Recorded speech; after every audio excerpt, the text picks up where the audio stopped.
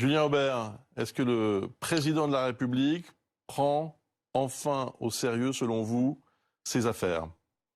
Écoutez, je n'ai pas d'avis sur un texte que je n'ai pas lu, mais qui me semble procéder de la sempiternelle méthode consistant à déposer un texte de loi à chaque fois qu'il y a un attentat, une menace ou un mort, sans comprendre que le vrai sujet, c'est la manière dont les lois sont appliquées, c'est-à-dire la justice qui est l'homme malade de la République, les prisons qui ne sont pas assez nombreuses, et le problème de la souveraineté, c'est-à-dire que nous avons des cours, comme par exemple la Cour européenne des droits de l'homme, qui nous empêchent parfois d'appliquer nos lois.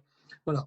Donc tant qu'on n'aura pas résolu le problème de la soumission de la loi à du droit international dérivé jurisprudentiel, tant qu'on n'aura pas fait la réforme de la justice et réfléchi sérieusement à la responsabilité des magistrats, tant qu'on n'aura pas construit des places de prison, on peut Donc, voter tous les textes de loi que l'on souhaite, ça ne changera à mon avis pas grand-chose. ce sont des mesurettes, vous voulez dire?